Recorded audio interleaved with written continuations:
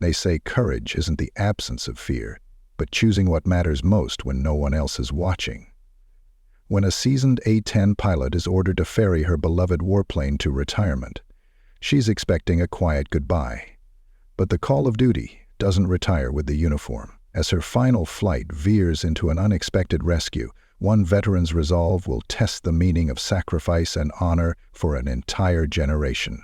Before we dive into this journey of grit and hope, let us know where you're tuning in from and hit subscribe, because you won't want to miss the stories still waiting to be told. Major Sophia Norton never thought her career would end with a handshake, a stack of digital forms, and an email titled "Final Transfer Order." No crowds, no speeches, just her name and her aircraft on a spreadsheet, both marked for retirement. For the first time in a long while, Sophia found herself staring at her own reflection in a bathroom mirror, the rigid lines around her eyes standing out against the blue of her flight suit. 23 years in the Air Force, and she still felt a strange sense of borrowed time, as if she'd snuck past her own expiration date. The squadron's laughter echoed down the hallway, not at her, but never including her either. She zipped up her flight suit, the patches frayed at the edges, a silent, colorful testament to places no one else on base talked about anymore: Fallujah, Marja, Kandahar, and a dozen skies between. Her own name was stitched over her heart in fading black thread. Sophia smoothed her hair back, not bothering with the usual regulation perfect bun. She wanted to feel it, all of it, every memory, every ache, every moment that had brought her here, to this peculiar kind of ending. Her office was smaller than she remembered, boxed in by mementos and the ghosts of comrades she hadn't spoken to in years. The morning's email from Colonel Robert Hayes was still open on her screen. Ferry A-10 C-92, Southwestern Aircraft Storage Facility by 1630. Report to Ops at 600. Underneath, a perfunctory line: "Thank you for your service, Major Norton." She closed her laptop, the hollow click ringing too loud in the stillness. Down the corridor, the young pilots were already gathering, trading stories about new aircraft, software patches, and automated targeting systems. She passed Lieutenant Jason Porter in the break room. Fresh-faced, with that casual swagger of someone who believed the future was all code and thrust-to-weight ratios. He glanced up as she entered, offering a lopsided grin that didn't quite reach his eyes. "Heard today's the big day, ma'am? Last flight?" His tone hovered on the edge of patronizing. Sophia returned a steady, measured nod. "For the A-10, maybe. For me, it's just one more trip." Porter hesitated, searching for a comeback. He settled for a shrug. "Guess everything changes, right?" She let the words hang in the air, refusing to give them meaning. Outside, the ramp shimmered with the hum of engines and the distant bark of orders. Ground crews bustled around the F-35S and Raptors, but Sophia's old Warthog sat at the edge of the tarmac, a little apart from the rest. Its paint chipped, its nose art faded, but proud. Master Sergeant Tom Rivera was waiting by the ladder, wiping his hands on a rag already blackened with oil. He'd been her crew chief for over a decade. A man with stories written in the lines of his hands, and a voice that never rose above a murmur, unless lives were at stake. He glanced up, squinting through the glare of the sun. "She's ready for you, Sophia. Double-checked every bolt myself." Sophia rested her hand on the Warthog's armored skin, feeling the cool metal vibrate with memory. Rivera offered a smile, sad, knowing. "Never thought I'd see the day when they'd mothball her. Or you." He handed her a small patch, palm-cupped like a secret, a stitched silhouette of the A-10 over desert mountains, the words "Guardian Angel" looping beneath. Sophia closed her fingers around it, a lump rising in her throat. "Thank you, Tom, for everything." He just nodded, eyes shiny, in a way neither would mention. The rest of the send-off was over almost before it began. A few officers clapped politely, some snapping photos on their phones, others stealing glances at their watches. Colonel Hayes delivered his remarks with the efficiency of a man already thinking about his next meeting. Major Norton's service to this squadron has been exemplary. Today marks the end of an era, but also the beginning of a new chapter for this base and for the Air Force. Please join me in wishing her a smooth flight and a well-earned retirement." He shook Sophia's hand, already turning away before their palms parted. The crowd thinned as quickly as it had gathered. Sophia lingered, running her hand along the plane's battered fuselage. She let herself remember the heat and thunder of combat runs, the dry taste of adrenaline, the constant radio chatter of soldiers she'd never meet but would never forget. The Warthog had been her partner, her shield, and sometimes her only friend. She had learned to trust its stubborn engines and the odd comfort of its worn, battered cockpit. She mounted the ladder, sliding into the seat with practiced ease. The cockpit still smelled of sweat, oil, and the faint tang of burnt electronics. Her fingers danced across the controls, muscle memory guiding her through the pre-sheet ritual. She powered up the systems, listening to the whir of hydraulics, the digital beep of instruments not yet obsolete enough to silence. In her helmet, her own breathing sounded unfamiliar. She'd flown hundreds of missions, some with the weight of a nation on her shoulders, others with nothing but silence and sky. Today, her flight plan was simple. Across 3 states to a desert boneyard, no armaments, no escorts, just a relic and a one-way flight to oblivion. The tower's voice crackled in her headset. "Warthog 9217, cleared to taxi. Winds are light, visibility unlimited. Good luck, Major." Sophia keyed the mic. "Copy, tower. Taxiing now." She released the brakes, guiding the old bird forward, the engines rumbling with a throaty growl that made heads turn on the ramp. Young mechanics and airmen watched from a distance, some with awe, others with detached curiosity. Few would ever fly a machine that demanded as much as it gave. As the aircraft rolled onto the runway, Sophia's mind wandered, not to glory or regret, but to the tiny rituals that had defined her life. The way she always tapped the photo of her father, himself a Vietnamese pilot, tucked into the side panel, or how she counted the seconds after engine start before she called ground control. These habits had become her anchors, small reminders that she belonged to something greater than herself. She paused at the threshold, looking down the length of the runway. One last time, she told herself. One more flight before the world changed and she was left behind. Just another name in a file. Another story no one would ask her to tell. Her heart pounded, not with fear, but with the strange electric anticipation that had always marked her moments in the sky. "Southwest Ops, this is Warthog 9217, ready for departure." The response was prompt, routine. "You're clear for takeoff, Major. Godspeed." She advanced the throttles, feeling the aircraft surge beneath her, the nose lifting as the world blurred past her canopy. The earth fell away, and for a moment Sophia was weightless, untethered, everything below shrinking into a patchwork of memory. Climbing to cruising altitude, Sophia set her course for the long, lonely journey ahead. The cockpit quieted, the hum of the engine settling into a rhythm she'd known longer than any home.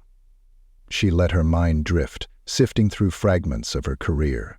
The first time she'd landed on a dirt strip under fire, the voices of ground troops crackling with relief as her cannon silenced the chaos below, the funerals and homecomings, the medals and the sleepless nights, all of it crowded her thoughts as the land rolled by beneath her.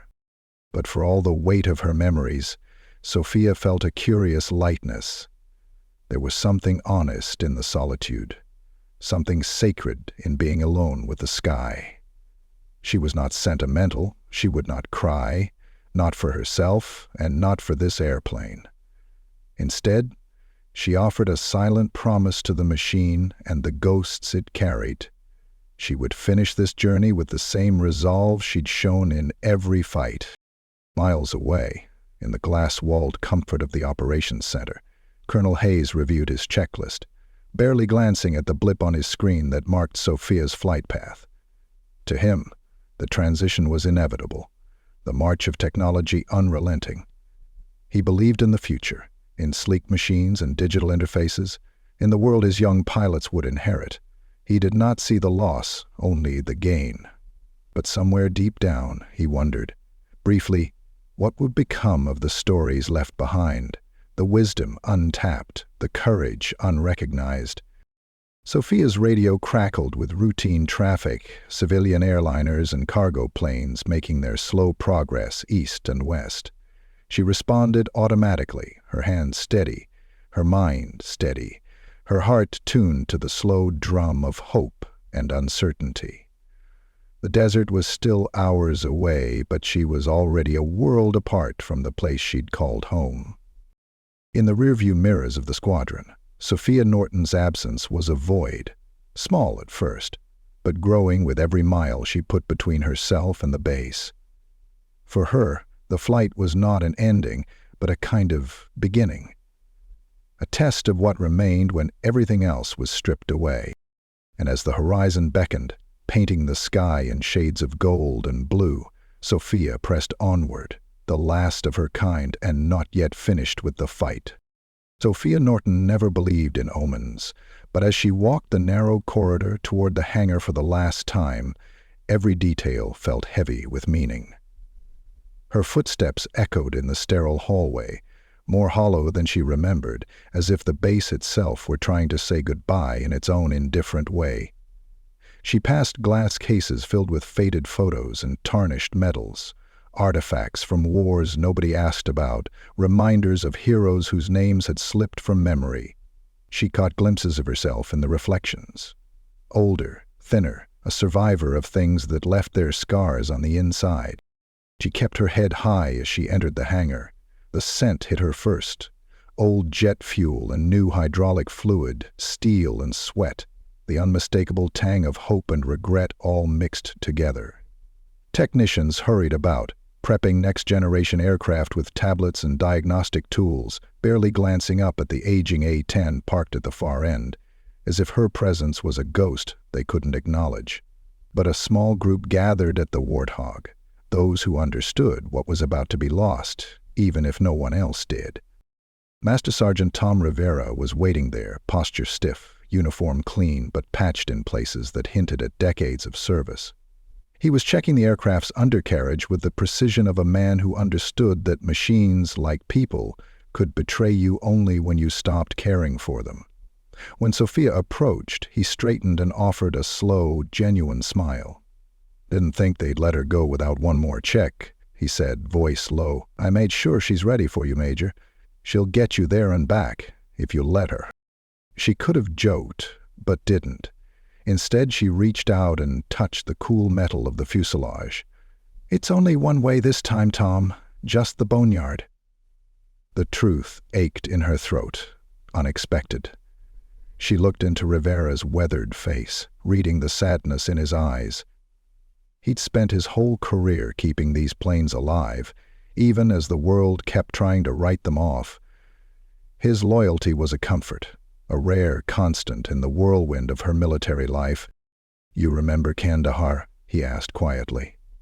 The question was more than nostalgia. It was an invocation of everything unspoken between them. She remembered. The heat, the chaos, the way her Warthog limped home with half its systems gone and Rivera waiting, arms folded, promising to fix it or die trying. "I remember," she said. "You patched her up. You patched me up too, whether you knew it or not." He looked away, hiding a smile. "You know, some of the guys wanted to give her a proper send-off, load her up just one more time, but the brass, they want everything neat and tidy. No ammo, no mess, like they can erase what she's done just by shipping her off." His bitterness was quiet, but fierce. Sophia felt it resonate in her own chest. She glanced at the handful of mechanics gathered nearby, Bill Morris among them, a senior airman with gray at his temples and grease under his nails, who'd been there for every close call and victory lap. One by one they came forward. No speeches, just firm handshakes, claps on the shoulder, and the kind of eye contact that said everything words never could. Bill pressed a coin into her palm, its edges worn smooth. "For luck," he said, his voice rough with unshed emotion. "Just in case you need it." She tucked it into her pocket, a weight both literal and symbolic. Across the hangar, Lieutenant Porter lounged against a gleaming F-35, talking too loudly about software upgrades and drone support. He glanced Sophia's way, grinning. "Don't get lost, Major. Those old birds don't fly themselves." His friends snickered, but she barely heard them. Porter didn't understand. He'd never had to rely on metal and grit and a little bit of stubborn hope to come home alive. His world was clean, digital, unblemished by the messiness of real war. She let the comment slide, unwilling to grant him any more of her time. Colonel Hayes strode in, trailed by 2 officers and a civilian in a crisp suit. Mr. Charles Bennett, from the Pentagon, no doubt. Hayes's voice was clipped and professional. "Major Norton, everything's set for your departure. This is Mr. Bennett, observing on behalf of HQ." Bennett stepped forward, extending a manicured hand. "Major, we're grateful for your years of service. The transition to modern systems can be difficult, but your career has set the standard for others to follow." He was careful, practiced, his gratitude engineered to be inoffensive and forgettable. Sophia shook his hand, her grip firm, her eyes steady. "The Warthog's never needed upgrades to do its job, sir. Just a pilot who knows what it's for." Hayes shifted uncomfortably but nodded. "Your flight plan is straightforward. No detours, no cargo, no armament. You'll have escort radar coverage for the first 100 miles, then you're on your own. Let's keep it simple." He turned away, already thinking of something else. Sophia realized how little these men understood the connection between a pilot and their plane. It was more than function. It was a bond, forged in fear and fire. She climbed the ladder, pausing at the top to look back at Rivera. He saluted her, the motion sharp and proud. "Bring her home safe, Major, or at least let her die with her boots on." She returned the salute, holding his gaze a moment longer than necessary. Then she slid into the cockpit, surrounded by controls as familiar as her own heartbeat. The seat felt different this time, heavier, as if the spirit of every mission lingered in the worn cushion. She set the coin from Bill Morris next to her father's picture. For a moment she closed her eyes, letting memory crash over her like a wave. The canopy came down with a hiss, sealing her in a bubble of silence and possibility. For a brief moment, Sophia felt like a rookie again, every nerve alive, every instinct sharp. She completed the checklist, her hands moving with practiced efficiency. Engine start, hydraulics, navigation. Each switch flipped was a memory, every gauge a story. When the ground crew cleared away, she took a long, slow breath, bracing herself for whatever waited on the other side of this flight. The radio came alive with the familiar voices of ground control and the tower. "Warthog 9217, you're clear to start engines." The turbine spooled up, whining, then settling into the deep, reassuring thrum she'd come to love. Out the corner of her eye, she saw Rivera step back, watching, his arms folded. She could feel the weight of every goodbye. Silent, permanent, more final than words would allow. As she taxied to the runway, memories blurred with the present. The first time she took this plane into combat. The last time she saw a friend off for a mission they never returned from. The laughter, the losses, the fierce joy of surviving against the odds. She remembered the faces, those who had stood beside her, those who had vanished, those who had grown old, waiting for wars to end. Each of them felt close now, as if gathered just out of sight, watching, waiting, wishing her well. The tower's final transmission broke through her reverie. "Warthog 9217, winds calm, cleared for takeoff." Sophia lined up on the runway, her grip steady, her heart thundering. She advanced the throttle, feeling the aircraft surge with life, eager and unwilling to be caged by the passage of time. As the plane raced down the runway, the wheels left the earth, and Sophia soared into the sky, not as a relic, but as a living, breathing testament to all that had come before. Below, Rivera watched until the silhouette vanished against the blue, then turned away, his own ghosts trailing silently behind him. In the emptying hangar, the younger mechanics stood a little straighter, as if sensing the gravity of what they'd just witnessed, even if they couldn't put it into words. A chapter was closing, yes, but as Sophia pointed her nose toward the distant horizon, she carried with her every goodbye, every hope, and every ghost, refusing to let them be forgotten. In the sky, there were no ceremonies or farewells, just the open expanse and the steady, unyielding hum of an engine built to survive. Sophia let herself feel it all, the pride, the pain, the gratitude, the loss. She was leaving, but nothing truly important was ever left behind. Sophia settled into the rhythm of flight, the A-10's familiar growl humming through her bones as she leveled off above the rolling patchwork of countryside. The cockpit was a capsule of memory and machinery, the outside world reduced to shapes and lines on her HUD, clouds drifting in long strips beneath her wings. Altitude steady, airspeed solid, every instrument read as it should, but in her chest something unsettled, fluttered. A strange blend of comfort and impending farewell. She'd been here before, thousands of times, but today each mile felt like one more step away from the life she'd known. Down below, the world rolled by, indifferent. Her comms remained mostly silent, except for the brief check-ins from escort radar, cold, professional voices giving her bearing and updates before fading into static. Her mind filled the silence with voices from her past, the shouts of ground crews, the laughter from ready rooms, the tense calls for help from men and women whose names she never learned. They came and went like ghosts, and Sophia welcomed them, letting the old fears and triumphs mingle as she flew. For the first half-hour, routine was her shield. She ran through the emergency checklist, toggled the radio channels, checked her maps, a habit, but one that settled her nerves. The sun arced slowly to her left, burning away the last traces of morning chill, making her sweat inside the suit. She wiped her brow and thought of the early days, a much younger Sophia, in a borrowed flight jacket, desperate to prove herself in a world that didn't want to make space for her. She'd fought for every hour in the air, every mission, every scrap of respect. Time had worn down the sharper edges of her determination, leaving something steadier, but also something lonelier. From the base, her absence was noted, if not truly felt.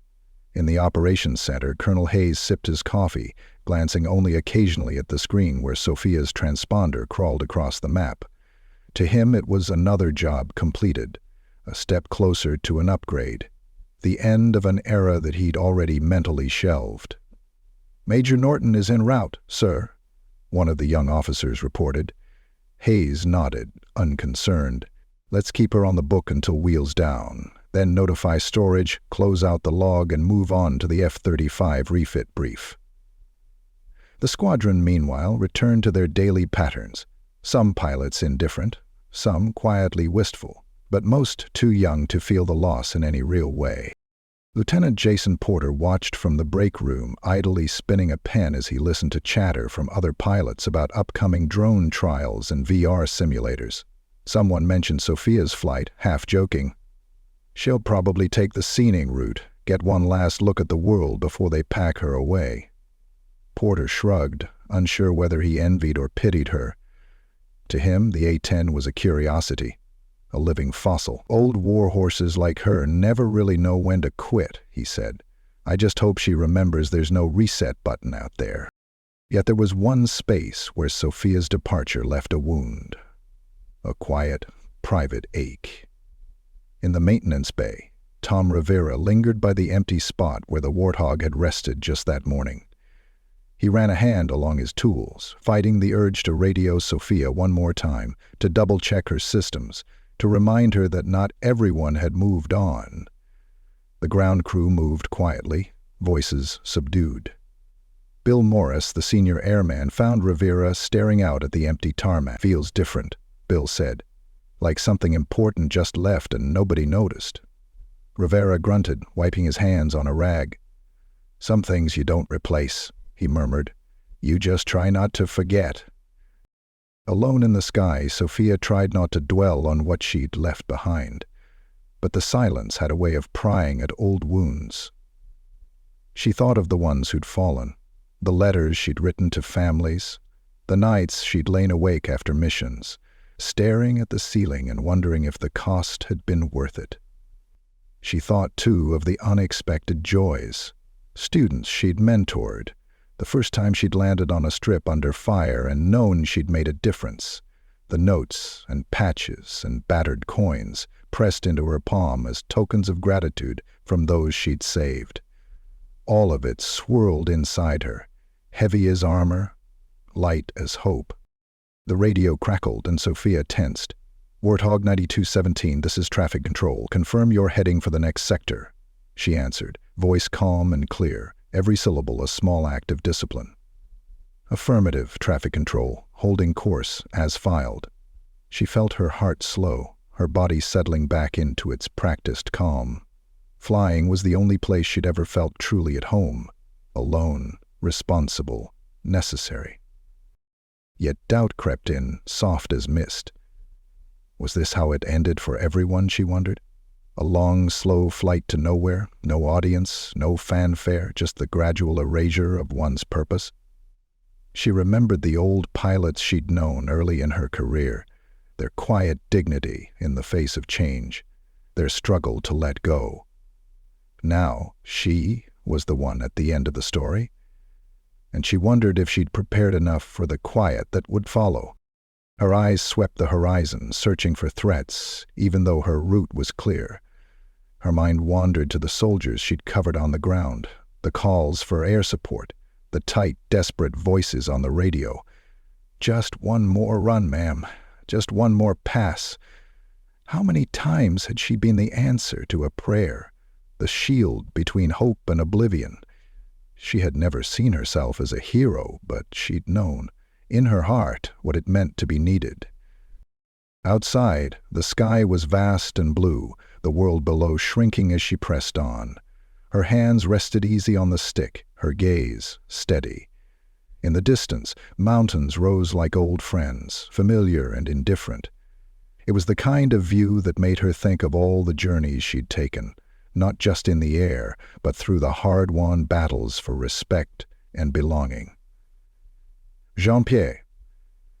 Jean-Pierre. As the hours passed, the loneliness faded, replaced by a quiet, stubborn pride. She thought of Rivera, of Bill Morris, of the handful of airmen who'd understood what she'd given, even when no one else had.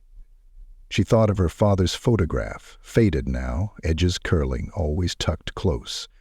She thought of the Warthog itself, a machine others called obsolete, but which she knew to be a lifeline, a weapon, a home.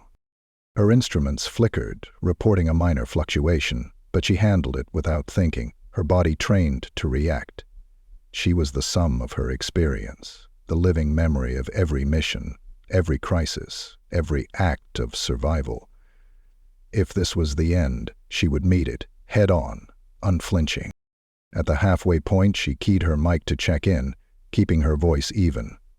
"Warthog 9217, passing Sector 3, all systems green."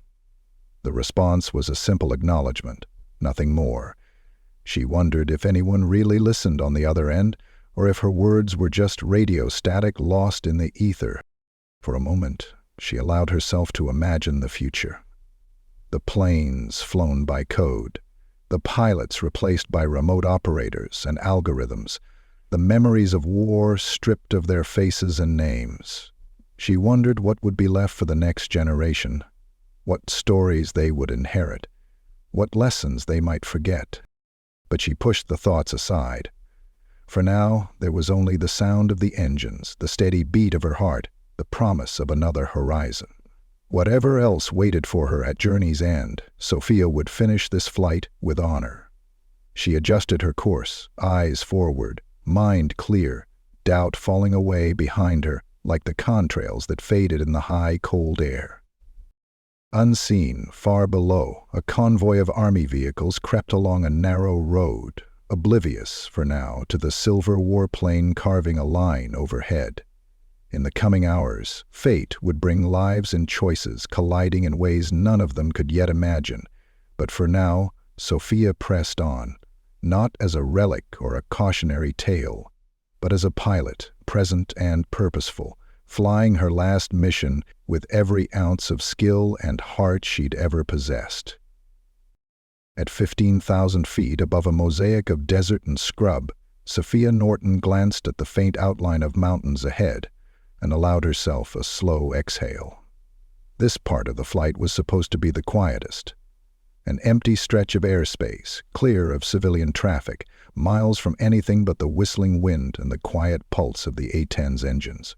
The world outside her cockpit felt so removed from the complications and demands of the Air Force below that it was easy to slip into a meditative state.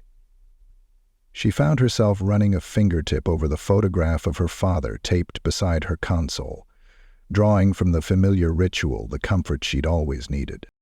The silence didn't last. Suddenly, a sharp burst of static cracked through the headset, snapping her back to full alert. At first it was nothing, just a routine fragment of distant comms. But then another voice broke through, urgent, crackling with panic, and unmistakably Army. Any aircraft, any call sign, this is Sabre 26. We are under heavy fire. Repeat, heavy fire. Request immediate air support. Grid 319er by 747. We're pinned down. Casualties mounting. No air cover. God, we need help. Sophia's hands froze over the controls, her training warring with the reality of the moment. She wasn't supposed to be hearing this. The mission was clear. No diversions, no weapons, no combat orders, just a ferry run to the boneyard. But she listened anyway, heart pounding, unable to shut out the desperate voices coming through on the guard frequency. They kept repeating their call, voices strained with fear and static. A platoon in trouble. Her mind flashed through maps, coordinates, time and distance calculations. She could reach them in minutes. But she was unarmed, flying an empty warbird, an observer in a world that no longer wanted her to be a protector. Instinct and discipline fought for control. Sophia toggled the radio to the base frequency, checking for chatter, for orders, for any sign that someone was coming. The channels were silent. No other aircraft responded. With a chill, she realized the nearest available air support was hours away. She could almost see it. 30 soldiers, maybe more, crouched behind rocks and battered trucks, watching their ammunition dwindle, listening for the scream of incoming rounds that might end everything. Her mind flashed back to Afghanistan, the memory so vivid she nearly tasted the grit in her mouth. The calls for help, the sickening helplessness of not getting there in time, the rare, aching relief when she could answer. No one else had responded then either. If not her, who? The question became a drumbeat in her chest. The platoon leader came back on the air. His voice was ragged, each word pushed out as if it cost him something. If anyone's out there, we're at grid 319er by 747. We've got wounded. Repeat, wounded. Hostiles closing. Any support, please. Sophia looked down at her panel, at the old-fashioned switches and dials, her hands moving before she gave herself permission. She banked gently west, trimming her course to angle toward the coordinates, adrenaline beginning to burn away doubt. There was still no order, no authorization. Only the voice of experience, louder than anything she'd ever learned in a classroom, telling her that a ferry run or not, some things mattered more. She called back, her voice level, calm, with the old authority she'd never lost. Sabre 26, this is Warthog 9217, inbound to your position. Say again, status? The radio was silent for a beat. Then the platoon leader answered, voice breaking with disbelief and relief. Warthog 9217, thank God. We have multiple wounded, enemy on the ridgeline to our north and east. I don't know how much longer we can hold. Sophia checked her fuel, her altitude, recalculating everything in seconds. She was close, minutes away at max speed. She scanned the ground through her targeting pod, even knowing it was useless without a payload. The Warthog had no bombs, no rockets, not even a live round in her mighty cannon. But she had eyes and she had her voice. She called back, Saber 2-6, this bird is unarmed, but I'm coming in low. Mark your position with smoke if you can. I'll do what I can to keep their heads down. Her words felt surreal. What could an unarmed aircraft do against rifles and mortars? But the answer, whispered in every scarred inch of her airplane, was simple. Try. Always try. She dropped her altitude, feeling the world rush up to meet her as she angled for the ridgeline the soldiers had described. Through the glass, the landscape snapped into harsh relief, rocks, brush, dust swirling in the sun, a convoy of battered vehicles bunched together in the valley below. Tiny flashes on the ridge marked enemy positions, muzzle flashes stabbing the afternoon air. At least 24 figures moved behind makeshift cover, some firing, some advancing. The American platoon was dug in by a burned-out truck, one soldier waving a green smoke grenade high and wide. Sophia keyed her mic. "I see your smoke, Saber 2-6. I'm making a low pass. Hang in there." Her stomach knotted as she dove, the world blurring, the Warthog's distinctive shape cutting through the valley at treetop height. She remembered all the times she'd made this approach loaded for bear, the sound of her gun making the difference between life and death. Today there was only the roar of her engines, the unmistakable silhouette of a Warthog diving low. She aimed straight over the ridgeline, so close she could see the startled faces of the enemy fighters as she thundered past. Down below, the effect was instant. The firing slackened as attackers scattered for cover, unsure if she was armed or not. She pulled up, banking for another pass, letting the aircraft's bulk and reputation do the work. Over the radio, Saber 2-6's voice crackled with fresh hope. "Warthog 9217, you scared them off for a minute, but they'll be back. Is there any way you can—" Sophia thought fast. She didn't have weapons, but she did have presence, and every second she kept the enemy's heads down was a second for the platoon to regroup, treat the wounded, or call for extraction. She looped around, coming in from the sun, her engines screaming defiance. She toggled her radio to the emergency guard channel, sending out a mayday. "Any available asset. This is Warthog 9217. American forces are pinned down at grid 319er by 747. Immediate assistance required. Hostiles in strength." Her mind raced through the checklist of options. Could she fake a gun run? She dropped her landing gear part way, making the Warthog look armed and ready to strike, a trick as old as the aircraft itself. She buzzed the ridgeline again, engines at full throttle, swerving so low the enemy fighters ducked and scattered. She hoped the bluff would buy time, hoped someone, somewhere, would hear her call and answer. On the third pass, enemy fire arced up, tracers streaking past her canopy.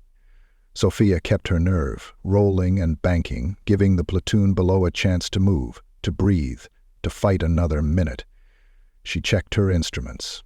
Fuel burn was high, and her time was running short. But she couldn't leave, not while anyone was still alive down there. The voice of the platoon leader came again, steadier now. "Warthog 9217, you're buying us time. We're repositioning to the south. If you see anything, let us know." Sophia watched the enemy relaying positions, calling out movements, doing what she could with eyes and courage alone. She felt every second, every heartbeat, as if the old airplane's spirit was fighting beside her. For 15 minutes, she played cat and mouse over the valley, making herself a target to draw fire, broadcasting every movement she could see. She knew it wasn't enough. Sooner or later, the enemy would realize she couldn't hurt them. But for now, she was their shadow, their storm. And she refused to disappear. In the distance, her radio finally crackled with hope. A new voice, tense but professional. "Warthog 9217, this is Falcon Flight. 2 Apaches inbound, ETA 3 minutes. Hold tight." Sophia's relief was sharp, almost painful. She keyed her mic, barely able to keep her voice steady. "Copy, Falcon. Saber 2-6, air support is coming. Hold your position. Help is on the way." Down below, green smoke still curled skyward, the sign of hope. Sophia made one last pass, engines screaming defiance, daring the enemy to come forward. She'd done what she could with what she had. Now, for the first time, she let herself hope that it would be enough. Every muscle in Sophia's body ached with tension as she circled over the battered convoy.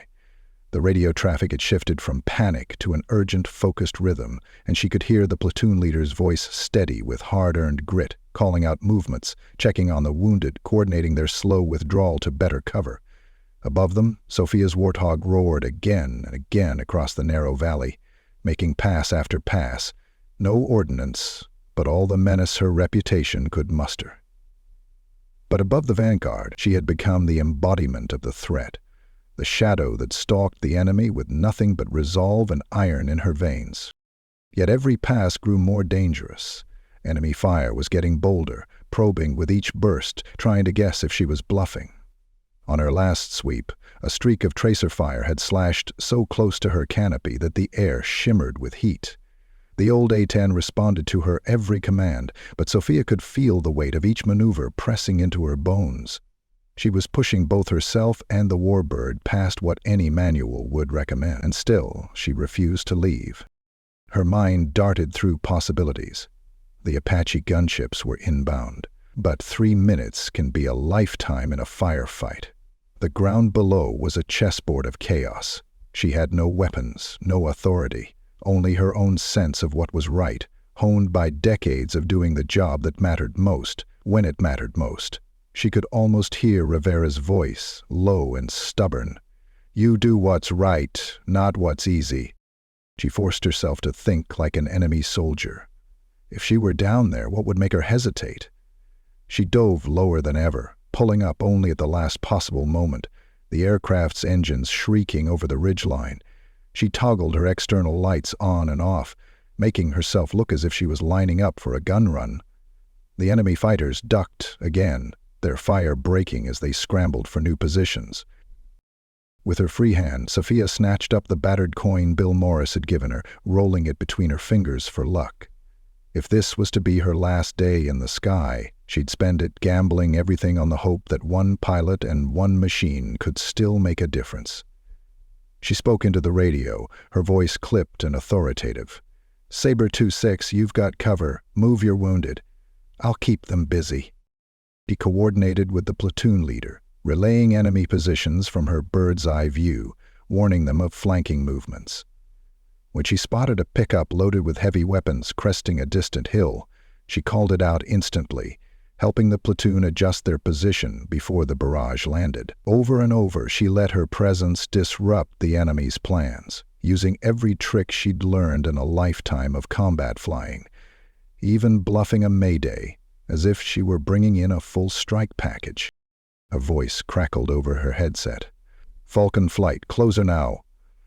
Warthog 9217, we're 5 miles out. See if you can draw them out, we'll hit their hardpoints." Sophia's heart leapt. She responded, "Copy, Falcon. Sabre 2-6, friendly helos inbound. Hold your ground. Let's make these guys nervous." She timed her next dive with the Apache's approach, making the enemy believe she was coordinating an attack. The gunships roared in, missiles streaking toward the ridgeline, their rotors thrumming like the wings of angels. The first barrage shattered the enemy's resolve. Some broke and ran. Others tried to regroup, only to find themselves pinned by a deadly crossfire of machine guns and rockets. Sophia felt the adrenaline surge through her, relief, pride, and the wild exultation of having held the line long enough for hope to arrive. Below, she saw movement. American soldiers sprinting from cover, dragging the wounded to safer ground, waving in exhausted gratitude at the sky. Through the radio, the platoon leader's voice broke with emotion. "Warthog 9217, you saved our lives. We wouldn't be here if you hadn't answered that call." Sophia's own voice trembled, but she kept it steady. "That's what we do. Never leave anyone behind." She could see her father's face in her memory, nodding at her through the haze of years, and she let herself feel, for one raw, bright moment, the meaning behind all the years of sacrifice. But the battle wasn't finished. The enemy, seeing the arrival of American air power, launched one final, desperate push. Mortar rounds arced up from a concealed position, bursting dangerously close to the platoon's new cover. The Apaches couldn't spot the mortar team. Too well camouflaged, too close to the rocks. Sophia's targeting pod, though primitive by new standards, was still her secret weapon. She scanned the ground, calling out heat signatures, guiding the gunships with precise professional clarity. There, by the outcrop, west side, 50 yards above your position, 2-men mortar team. Falcon, can you see them? The lead Apache answered. Got 'em, thanks, Warthog. Engaging now. Cannon fire shredded the rocks, silencing the mortars for good. The firefight faded. Sophia circled above, watching as medevac helicopters arrived, spiriting away the most badly wounded. The remaining soldiers hunkered behind a battered Humvee, eyes raised skyward. Even with the battle won, the air was thick with the ache of what could have been lost. Sophia keyed her radio, feeling the exhaustion settle deep into her bones. Saber. 2-6, this is Warthog 9217. You're clear. I'm low on fuel and heading for home. You take care of each other down there. The platoon leader, his voice rough with emotion, replied, We'll never forget you, Warthog. Ever. It was enough. But even as Sophia turned away, banking toward the distant horizon, she knew her work wasn't done. She switched frequencies, opening a line to base operations. Southwest Ops, this is Major Sophia Norton, Warthog 9217, diverted from ferry route due to emergency combat support. Unarmed, request immediate debrief and refuel on landing. The answer was instant and cold. Colonel Hayes's voice cut through, tight and incredulous. Major Norton, confirm your last transmission. Are you saying you engaged in combat operations without authorization? Sophia kept her reply measured, controlled. Negative, sir. I provided visual reconnaissance and diversion to support ground forces in immediate danger. Air support arrived, and all American personnel accounted for. There was a long pause, filled with the kind of tension that only military bureaucracy can conjure. Return to base immediately for debrief, Major. Do not alter course further. The implication was clear. She had broken the rules, challenged the system. But as the last traces of battle smoke drifted across the desert, Sophia felt something stronger than fear. She felt the iron certainty that, for once, she had done exactly what she was meant to do. She checked her fuel, calculated her range, and set her course back to base. The A-10 vibrated beneath her hands, engines running hot but still loyal to the end. Below, the desert looked unchanged. A vast, indifferent sea of sand and rock. But she knew that, somewhere in that emptiness, 30 soldiers were alive because one old pilot had refused to stand by. The flight back was quiet, the adrenaline slowly giving way to fatigue and the uncertain weight of what would come next. Would she be grounded, punished, written off as a rogue? Or would someone, somewhere, recognize the value in breaking the rules for the right reasons? She thought of Rivera, of Bill, of all those who had trusted her not to just follow orders, but to do what was right. «Iu angardinere, demidus et travitiens equibus». She thought, too, of the faces of the men and women on the ground, no longer anonymous, but vivid and real in her mind. As she approached the lights of the airfield, Sophia whispered a silent promise to herself and to every ghost who'd ever flown beside her. I'd do it again. Every time. For them, for the job, for the soul of what it meant to serve. Touching down on the familiar tarmac, she braced herself for whatever judgment awaited. The hangar doors stood open, base lights blazing, a crowd gathering in the darkness. This was not the return anyone had expected. Yet Sophia Norton held her head high, ready for whatever would come, unbowed by fear, unbroken by rules, her heart beating strong with the memory of all she'd risked and everything she'd saved. Sophia taxied the battered A-10 to a halt on the outer ramp, her heart pounding with the aftershocks of adrenaline and dread. The last slanting light of late afternoon shimmered on the canopy as she powered down, the world beyond her cockpit a blur of blue uniforms, orange safety vests, and the flashing beacons of emergency vehicles. She paused with her hands on the throttles, willing herself to be still for just a moment longer. Her breaths were shallow, the reality of what she'd done and what she'd risked, settling over her like the desert heat. She unbuckled her harness, climbing down into a wall of noise and motion. Colonel Hayes was there already, lips pressed in a grim line, eyes searching her face for defiance or regret. Behind him, Mr. Bennett from the Pentagon stood stiff-backed, flanked by 2 armed security police who watched Sophia with clinical suspicion. Around the perimeter, airmen gathered in tense clusters, their whispers hushed and urgent. Somewhere in the crowd, Tom Rivera hovered just out of reach, eyes shadowed with concern, wrench still clutched in his fist. "Major Norton?" Hayes barked, voice sharper than Sophia had ever heard. "You will follow me, now." Sophia gave a crisp nod, straightening her spine, letting her boots echo on the concrete as she walked. The crowd parted for her, some watching with open awe, others with doubt, all with the weight of what had happened written across their faces. She kept her chin high, not in arrogance, but in the stubborn conviction that the only thing she could control now was her dignity. They marched her to the squadron's conference room, the overhead lights harsh and cold. Hayes gestured for her to sit at the far end of the long table. Mr. Bennett sat opposite, legal pad ready, pen poised. The room filled with the scratch of his writing and the soft hum of air conditioning.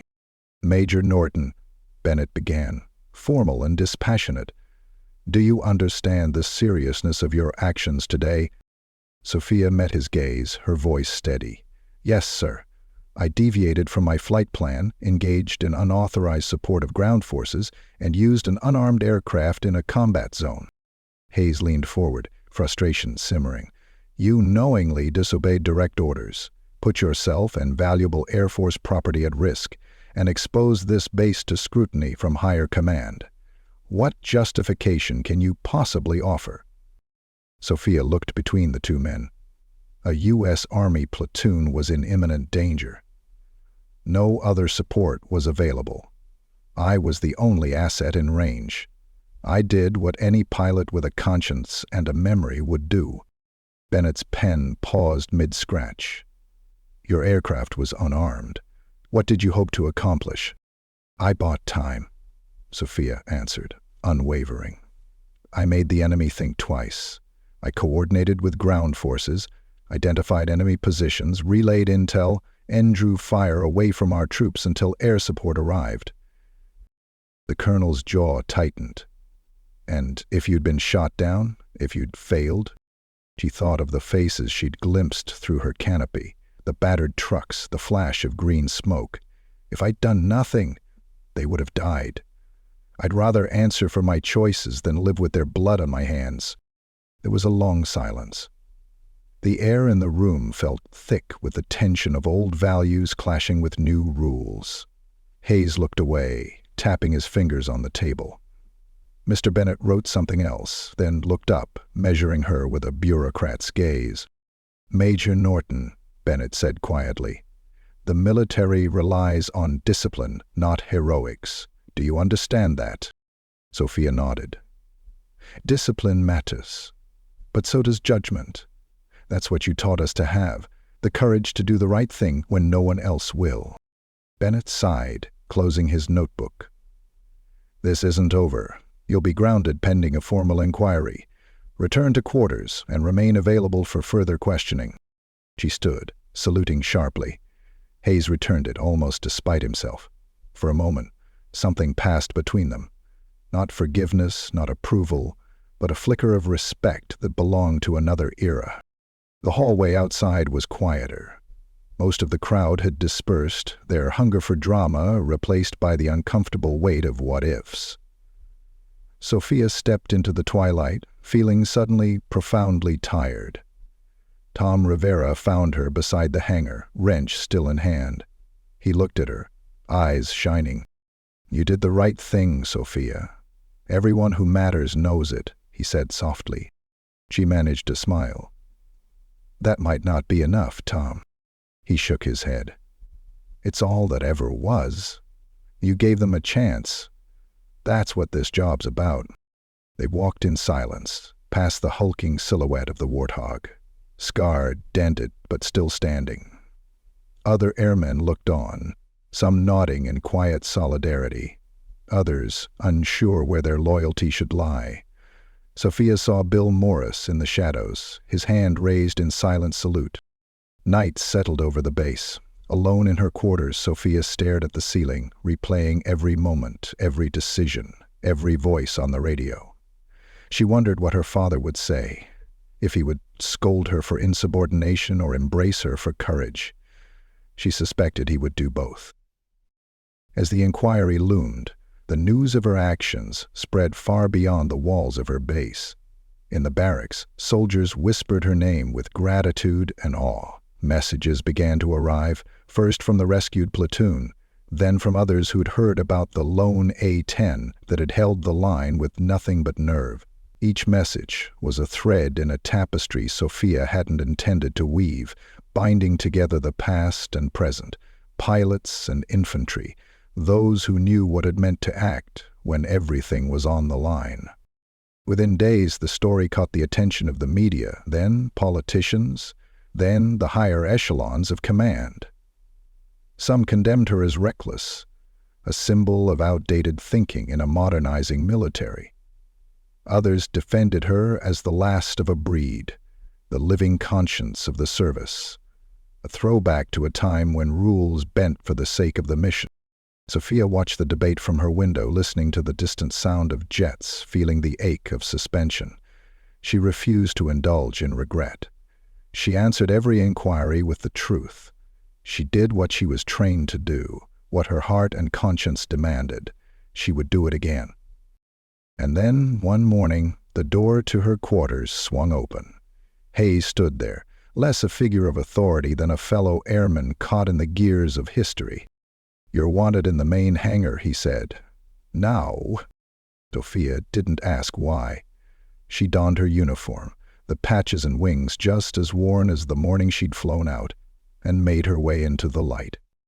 As she walked across the ramp, she saw them, her squadron, Rivera and Morris, a crowd of airmen and soldiers in dress uniforms, cameras flashing, reporters murmuring, and in the center, a battered A-10, gleaming as if it had just been built, the scars of battle still visible, but proud.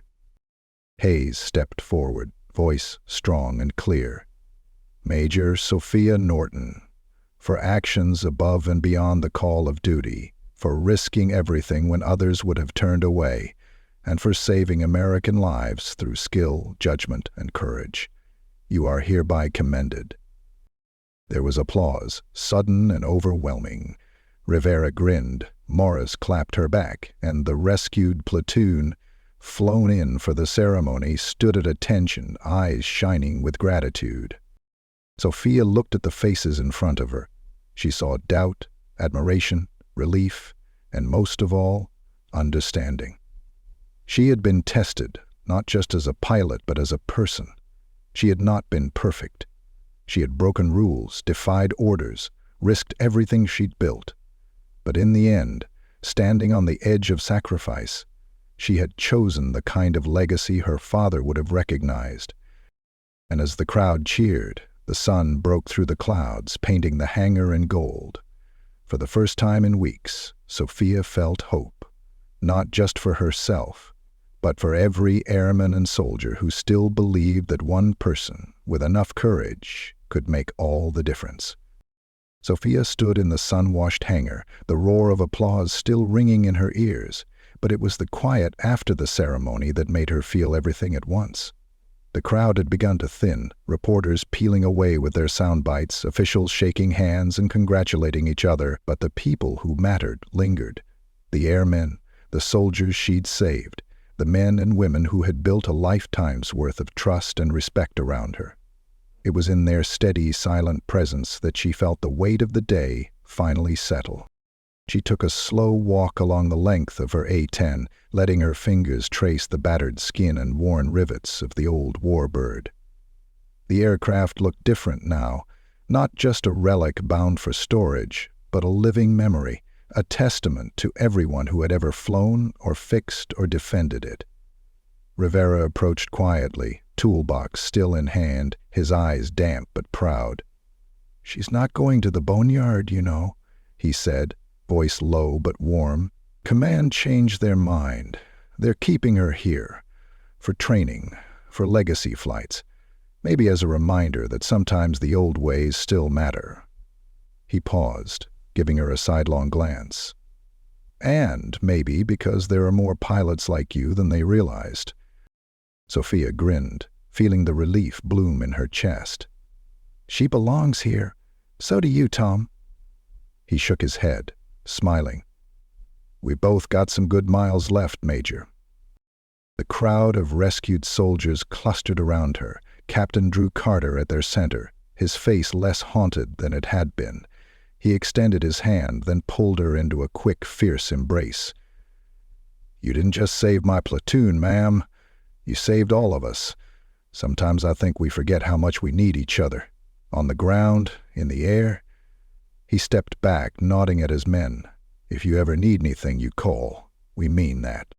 Sophia felt tears prick at her eyes, but she blinked them away, not out of pride, but out of a quiet determination not to let the moment slip into sentimentality. "You all got yourselves out. I just gave you a little noise from above." The day wound on, the formality dissolving into something more real and celebratory. Bill Morris presented her with a shadow box. Inside, a scrap of the A-10's old paint, the lucky coin she'd carried, and a cluster of mission patches, old and new. "For your next adventure, Sophia. And for all the ones you helped bring home."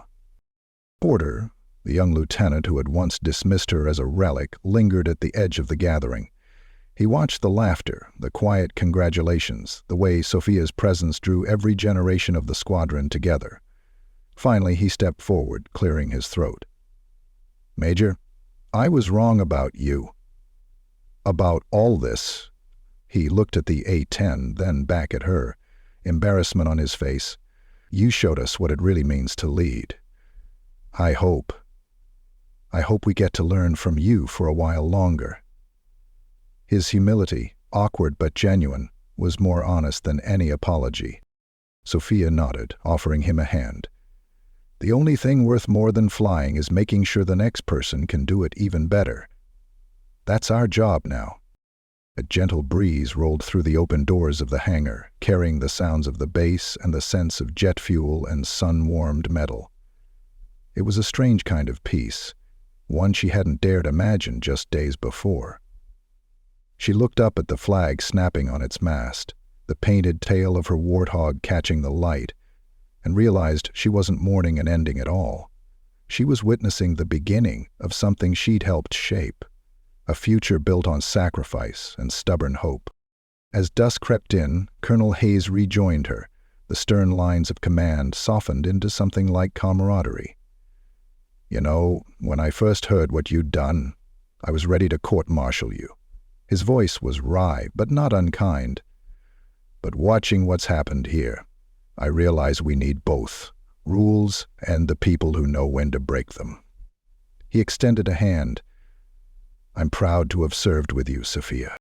She shook his hand, feeling a quiet warmth. "I'm proud to have served, period." The sun slipped lower, streaking the sky with orange and violet. Families gathered, sharing stories. The old-timers told tales about missions past. The young airmen listened with new respect, and Sophia found herself at the center, not as an outsider, but as someone whose story had become a part of all their lives. She wandered back to her office just as the light faded, stepping into the hush that lingered after the day's noise. On her desk, beside the stack of paperwork and parting gifts, lay a single envelope. No name, just a folded piece of lined paper. She recognized Rivera's handwriting at once. "Some days you win by following orders. Some days you win by following your gut. You taught us which is which. Thank you for reminding us how much heart matters." Sophia smiled, folding the note into her pocket. She would keep it alongside her father's photograph and Bill's lucky coin, a small collection of memories, tokens of a journey that had mattered, not just to her, but to everyone she had served with.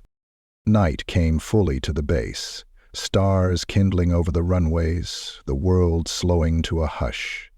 Sophia slipped outside one last time, standing beside her warbird in the cool dark. She laid a hand on the battered fuselage, whispering her thanks. The A-10 had given her a lifetime of purpose. But it was the people, their courage, their hope, their simple decency, that had given her flight meaning. Far off, she could hear the laughter of the next shift, young pilots talking about new missions, new challenges. She felt no envy, no sadness, only a deep sense of gratitude for having had her time in the sky, and for leaving something good behind. The old hangar lights flickered off, the world settling around her like a soft wing. Before she left, Sophia glanced up at the sky, clear, limitless, welcoming. There was always another horizon. She didn't know what her next mission would be or where her path would lead, but she knew she would face it with the same spirit that had carried her this far, unafraid, undaunted, and always ready. As she walked away, the breeze lifted, carrying the promise of tomorrow. For Sophia Norton, this was not just the end of a chapter. It was the first breath of a new beginning, and for everyone who'd ever loved the sky, it was proof that the true measure of honor wasn't medals or headlines, but the courage to stand up, the heart to keep going, and the grace to lift others. Wings of honor, built one act of service at a time.